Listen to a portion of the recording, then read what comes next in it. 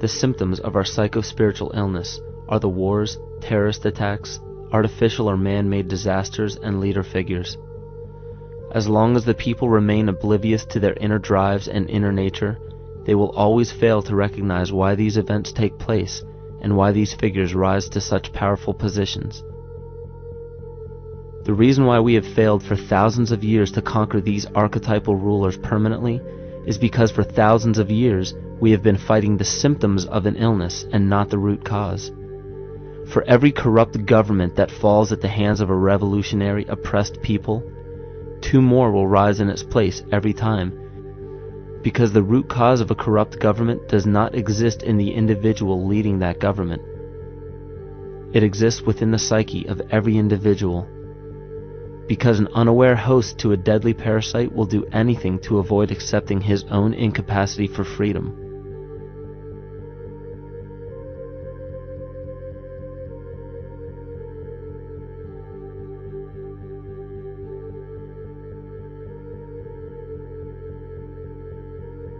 We are so bereft of sanity in this world that those few who simply stop projecting onto others and begin facing their own demons are seen as neurotic.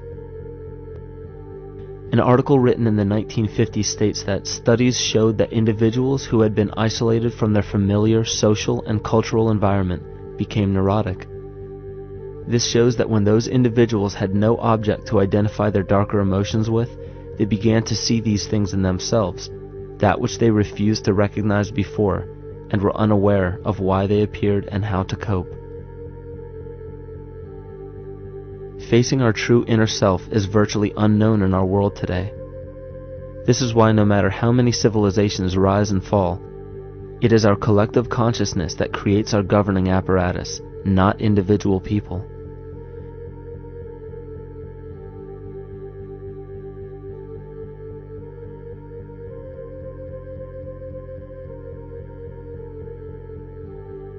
And after countless attempts, you would imagine that people would realize that a physical retaliation may not be the solution. Yet here we are, thousands of years later, with technology that can clone DNA, vehicles that can break the sound barrier and probe the depths of space, and science that can overcome almost any sickness. Yet we still fail to take notice to the importance of thoughts and consciousness. This is the very definition of insanity. And every single one of us is responsible for this psychic epidemic, because we're killing the messenger and paying no attention to the message.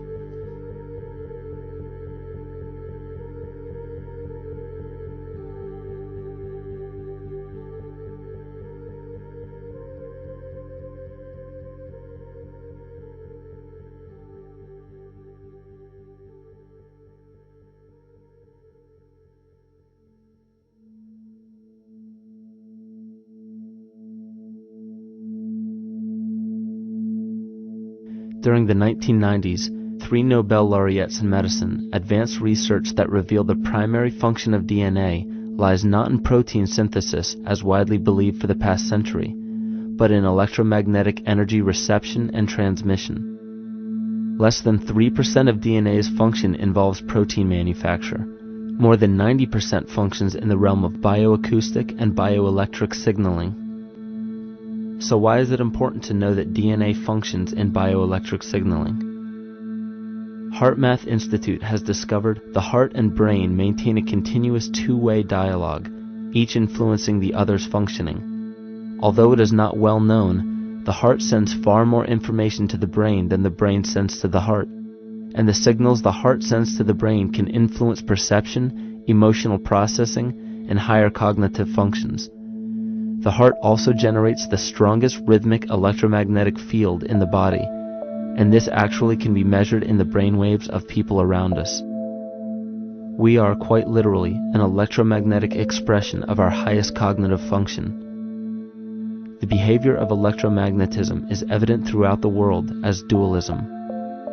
All matter contains a negative and positive charge, which means organisms are built upon this foundation. The natural homeostasis of any organism is a balance of both polarities.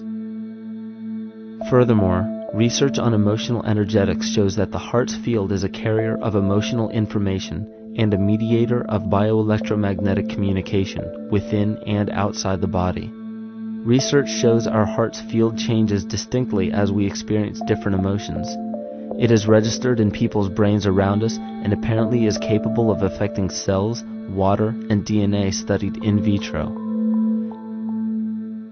Fear. The chemical supplied by a collective parasite creates a distinct bioelectric signal given off by the host.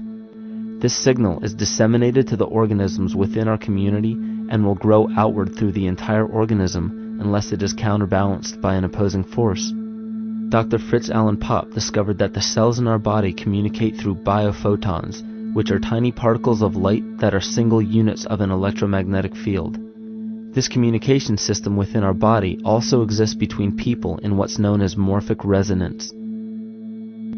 This was known by the shamans, sages, and adepts of antiquity.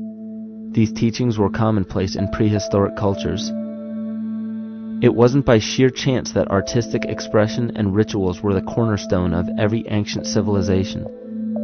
Art was used as a personal method to exercise the shadow content of the psyche and introduce it to the conscious mind. This was very literally viewed as psychic therapy. Ritual was based around astrological dates. As we've learned, the study of the stars and planets reflect our own astropsychology. The shamans would perform rituals on astrological dates that would correlate with a circadian rhythm or a psychological cycle. These rituals kept the human participants aware of their inner self and prevented the repression of psychological content. As long as people were facing their inner demons and accepting them as their own, they were not collectively projecting them into the physical world. If you bring forth what is within you, what you bring forth will save you. If you do not bring forth what is within you, what you do not bring forth will destroy you. The progeny of our psychological disease began growing rapidly after a series of catastrophes forced the collective into a somatic state of fight or flight. This lowered the immunity of the population by introducing a state of immense stress. Our body becomes more susceptible to illness under stress. In this manner, humanity fell ill when entire bodies of land were swallowed up by the floodwaters. This uprooted many tribes, chiefdoms, and civilizations from their homes, and their ritual practices that were used as a conduit for psychic wellness were put on hold in order to survive the catastrophe and seek new homes. The shamans were spread to many new areas of the world. This information has been suppressed. We are made to believe that advanced civilizations such as ancient Egypt and the Mayans of Mesoamerica came about with no prior rudimentary remnants or evidence of evolving intellectual artifacts to bring them to their peak. We are meant to believe that their incredible knowledge of mathematics, astrology, agriculture, economy, polity, and architecture came out of nowhere. This leads many researchers today to the understanding that the origins of these civilizations have been suppressed. Not surprisingly, the force that has guided the suppression of this knowledge comes from the exact bloodline of the political and religious leaders stated previously. These are some of the notable book burnings and suppression of important texts in our history.